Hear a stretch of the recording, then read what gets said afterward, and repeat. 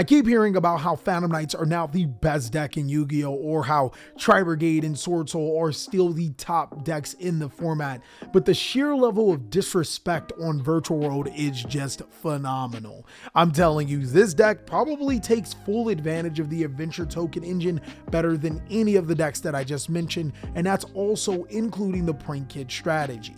Virtual World does not need its normal summon. What is a normal summoned effect? We don't play any. Now, because of the Adventurer Token engine, it can make some really devastating boards that your opponent is going to have to fear. So today I'm going to be explaining to you a variant of Virtual World. This is going to be Virtual World Adventure Token, but I still think that the budget version or pure version of Virtual World, as well as Sword Soul Virtual World, are still very good decks. And if you want to see more about Virtual World content, well, you can catch me on stream Monday, Wednesday, Friday, 4 p.m. Pacific Standard Time. Or if you want to know right now, go ahead and join my Discord. There's some amazing Virtual World players that'll help you with Master Duel or the TCG. Starting off with the monsters, there's 3 copies of Lulu here, 3 copies of Lily, 2 copies of Lao Lao, 2 copies of Gigi, and 2 copies of Nan Nan. So the most important cards for the Virtual World strategy monster-wise is going to be Lulu and Lily. Reason being is because Lulu allows you to search any card from your deck to your hand and essentially can get you 2 searches at its best, sending Qinglong from the deck to the graveyard and then searching an additional monster. It also gets you access to a trap card on your first turn by searching Quaylun. Lulu is literally the best card. Lily is the second best Virtual World monster because it allows you to send spells and trap cards ideally when you're targeting a monster, which is either a level modulation and a special summon or a search and a level modulation, or you get what I'm saying here. That's why these cards are maxed out at 3, and I feel like they're the best when you're playing a hybrid build. Now, the reason why I decided to play 2 of all the other ones is because I don't want to open with Lao Lao and I don't want to open with Gigi. These cards are fairly good. Gigi being a good normal summon, sometimes I guess, sometimes you're only normal summon. But these are the cards I don't necessarily want to have in my hand in my opening sequence as they don't do anything. They're normally extenders and recovery cards. And then Nan Nan, as you already know, Nan Nan is just ridiculously good, being able to summon itself back to the side of the field and being an amazing emergency teleport target. But that is it for the Virtual World monsters. For the spell cards, very, very standard. 3 copies of Quaylun, 3 copies of Qinglong, 2 copies of Chu-Chi, and 1 copy of Zanwu. One thing I really want to talk about is Qinglong inside of this format. It's a lot better now than ever before. It forces Divine Arsenal to play Zeus to use the effect, which means you can pretty much get a free search. It forces DPE to like just either lose its effects, which means you can banish it by summoning Shinshin later, or potentially even destroy your Qinglong. It forces the Wandering Griffin either negated or have it negated so you can keep on playing. This card is ridiculously good. The longer that this card survives inside of formats, it becomes even better. Its on-field effect being able to negate some of your opponent's important cards and then keeping pushing forward. But this is extremely standard for almost every Virtual World deck, and these are very important because most of the time you would rather have your Virtual World cards target these cards as opposed to being able to target monsters. That's pretty much it for that though. So for our consistency pieces, I run 2 copies of Small World and 3 copies of Emergency Teleport. I am not going to cap. Emergency Teleport is an awesome extender, but it isn't as powerful as I thought it was going to be. I thought Emergency Teleport was going to blow everything out of the water. Unfortunately, that's not the case, but it's still really good for being able to special summon Nan Nan, Ghost Ogre to your side of the field if you want a disruption, and also being able to special summon Lulu in case you needed a tuner. Small World is ridiculous in this deck. It is really, really good. So first I want to be able to point out is that your Virtual World monsters have some interesting stats. One, namely Lulu having 600 defense. I thought that would be interesting to point out. Lulu being a level 3, that's really interesting to point out. Lulu is searchable through banishing Nibiru. And Lulu is also searchable by banishing almost any hand trap in the game. So I just thought that I'd point those things out for the people that wanted to know, why do you play Small World in this deck? Another instance that has happened is when your Virtual World monster gets negated. It stays in hand if your opponent like Ash Blossoms or maybe even Ghost Bells you or whatever. Then you just Small World it off and then search another card that you need. Or if you have multiple copies of a Virtual World monster in your hand, you can Small World it off. This card really helps with consistency. And Water Enchantress Temple also happens to be a level 3 monster that could be searched off of banishing some of your Virtual World cards, which is, it's ridiculous. It is really, really ridiculous here. But that's it for those consistency cards. For my Adventure Token engine, I've been really fine with 2 copies of Temple. I think this is the most important card of the deck for the Adventure Token wise. 1 copy of Wandering Griffin Rider. This is pretty standard. Well, actually, they play 3.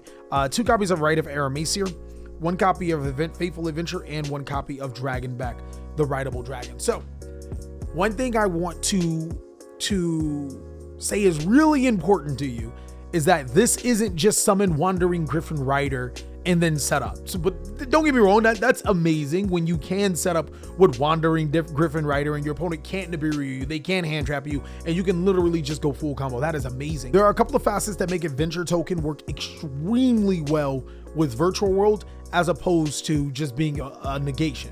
The first thing is that she can activate in hand or graveyard, and she's a level 3 monster. The Virtual World deck doesn't need the normal summon, so a lot of times you'll find yourself normal summoning her as to fulfill a synchro condition, putting her in the graveyard, and then activating her effect. She's also a perfect card to discard with your Zanwu or your Qinglong. Also, Faithful Adventure allows you to discard cards in your hand. Sometimes you have a Qinglong in your hand that you don't need.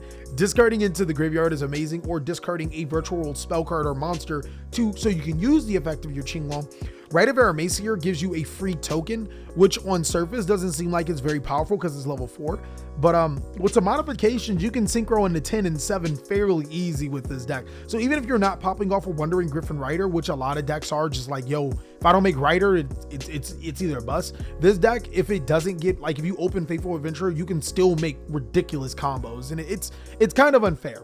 Dragonback is a free searchable card that allows you to set to the side of the field for Ultimate Azulkin. It's just so much synergy with this particular deck. With this strategy, and the only drawback is that you can't activate a monster effect that's normal summon. You know, the cards that we don't play, so that is completely amazing. And then for the hand traps, I'm not sure if I wanted to play cards like Forbidden Droplet and Chalice yet. We are still testing with this build, but I'm playing 3 Nibiru, 3 Ash, 2 Ogre. I thought that this was very, very good. Again, things will probably change in the future, depending, but I think that this is really, really good. Being able to tribute all my opponent's monsters, really, really good negation in the format right now, and Ghost Ogre is underrated. And my last card to make it 42nd, I gotta give a shout out to my girl, Kana. She is amazing.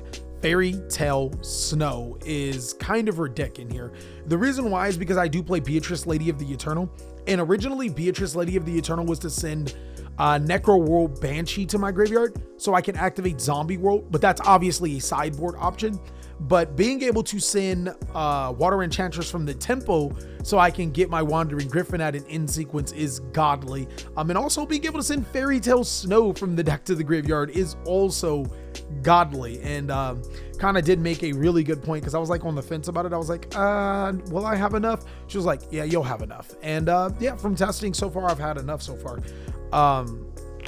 Moving on to the extra deck, I'm gonna go through this really quick because I really want to show you some test hands. 1 Shin, 1 Vermilion Mech, 1 Stardust Charge, 1 Coral, 1 Juju, 1 Thunder Charger. You can take out the Gaia, or 1 Zeus. You can take out the Thunder Charger for a Virtual World Fan. A lot of people sleep on Fan, but this card is actually ridiculously busted. So I'm gonna go ahead and leave that up to you. I'm gonna actually put the Fan in myself. 1 Beatrice, 1 Beyond, 1 Ptolemy, 1 Breaksword, 1 Don Dragster, 1 Better On. And I know you're like, wait, Nani? What? So yeah, that adventure token that you summon is a level 4. You can synchro on the 7 and the 10. And then there are other times where you're just in a situation where you can make these because of Fairy Tale Snow as well. So yeah, it does come up. Ultimate Azulkin and Crystal Wing Synchro Dragon. Now, one thing you're probably wondering is why I don't play Muddy Mud with the Kaliga. The unfortunate thing about this is that if you go through your full combo with this deck, a lot of times, yeah, this won't work out. It'll prevent you from activating effects here, but I'm going to go ahead and play the full scope of the extra deck. I'm going to play the Kaliga. I'm also going to play the Dragoon. I don't think this would come up, but I do think that this is a really good surprise card for your opponent, because not a lot of players are prepared for Red Eyes Dark Dragoon right now. And in theory, I would have enough cards in my hand to be able to discard. And then I'm just going to go ahead and play test with the whole thing. It's going to be really, really, really exciting to show. Now, of course, if you are new and want to know about more of the combos for Virtual World, you can go ahead and check out my old video.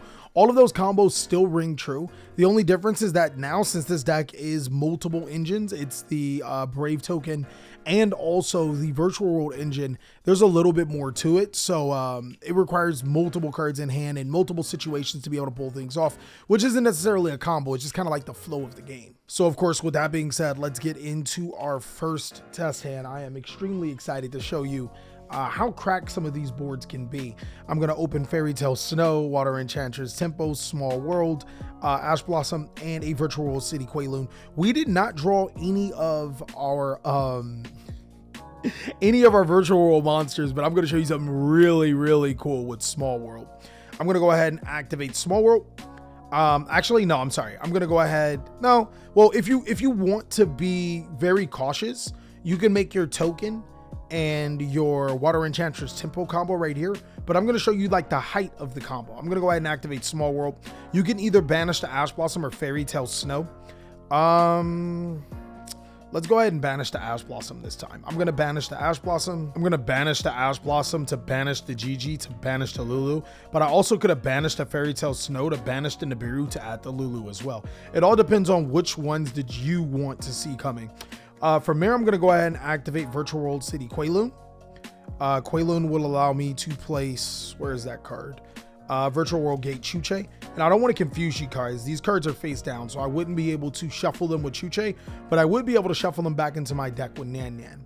I will then activate the effect of Lulu targeting my Chuche. I can now send a spell from my deck to the graveyard, and then I can add a monster.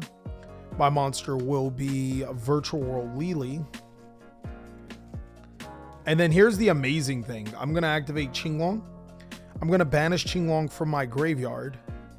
I'm going to add Lao Lao to my hand, and then I'm actually just going to go ahead and discard the Fairy Tale Snow. I don't want that card in my hand. I actually would love for it to be in the graveyard. So normally, a lot of times I would discard like Water Enchantress Temple, and the reason why is because she can't activate her graveyard effect.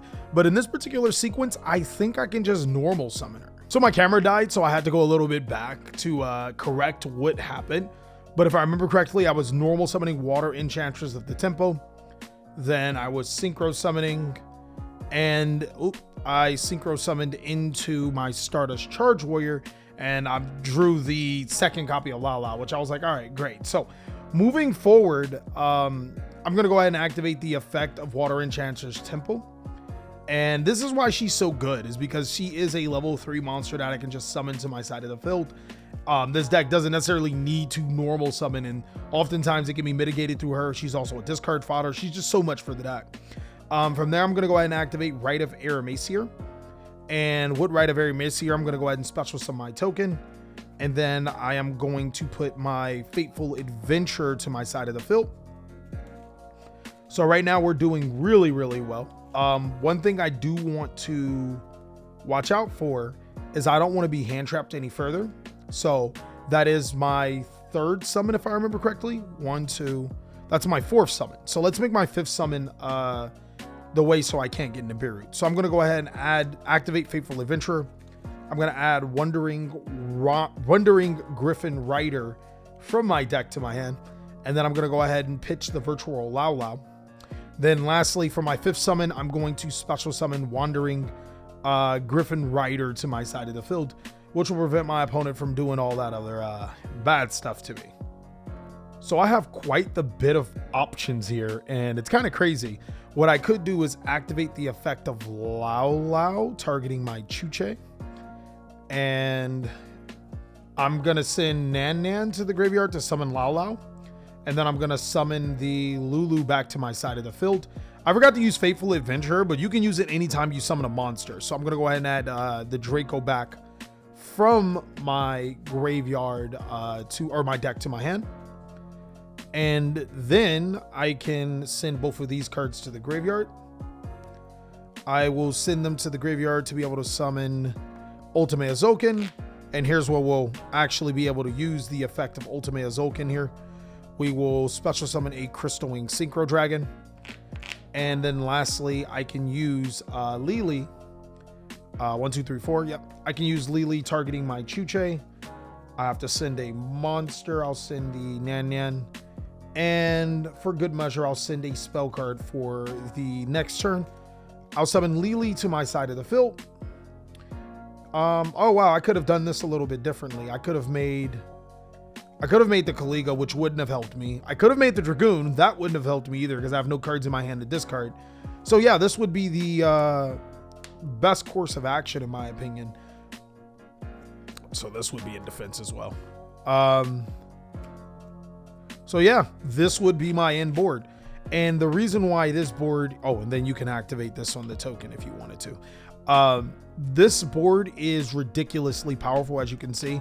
Like I'm kind of like iffy with the Ultimate Azulkin baggage being cut out, because obviously you can see I can still make boards like this. But as you can see, fusion summoning afterward isn't necessarily a thing that is extremely possible. But the thing that I love about this board, and let's say my opponent gets rid of all of this, also have a 7 in graveyard for Fairy Tale Snow, which could also trigger the effect of Chuche. So thank you so much, Kana, for the Fairy Tale Snow idea, because I don't even have to worry about getting the correct banishes you know, I just have to trigger Fairy Tale Snow. So let's say we've exhausted all of our resources. So I'm gonna go ahead and banish 7 for Fairy Tale Snow. 1, 2, 3, 4, 5, 6, and 7. Yeah, we have more than enough for Snow. And then I'll go ahead and I'll shuffle the GG back into my deck, because your Nan was banished. So let's say we've exhausted all our resources, right? And this board gets cracked. Let's say our opponent, because it's very crackable. You know, if our opponent does open the correct cards, they can crack our board. But that's not what this deck is built off of. This deck is built off of being able to play on the next turn, and being able to still be able to play even after your board has been, this would be back in the deck, even after that, you know, has been played. So we'll go ahead and draw. We'll draw Lily. We're still very much in the game, mainly because we have another destruction with the effect of Chuche. We have virtual world cards that can be shuffled back into the deck. We have Shinshin that can be summoned to our side of the field. We have just so much. The deck can still play even afterward, and it never needed its normal summoning continuous play. So thank you so much, Kana, for the you know, the Fairy Tale Snow. Even though we drew it, it actually helped us in the long run. So let's go ahead and show you another test hand. All right, guys. So for combo number 2, I am going to be showing you how great this deck is, and a little bit of foresight, or, you know, a little bit of background. I actually was doing some test hands and they were phenomenal, but I completely forgot to discard with Fateful Adventure, and one combo that I drew was really, really nasty. We opened a full board, and this was my opening card. So I want to start off with Fateful Adventure again to see, to show you that this deck can really use the Fateful Adventure token to the fullest. It can use the Adventure token engine all the way to the max. And if you wanted to know where exactly I got these sleeves, well, look a little further. You can go to TheCaliEffect.com. These are Raven Wing sleeves from TheCaliEffect.com, brought to you by yours truly.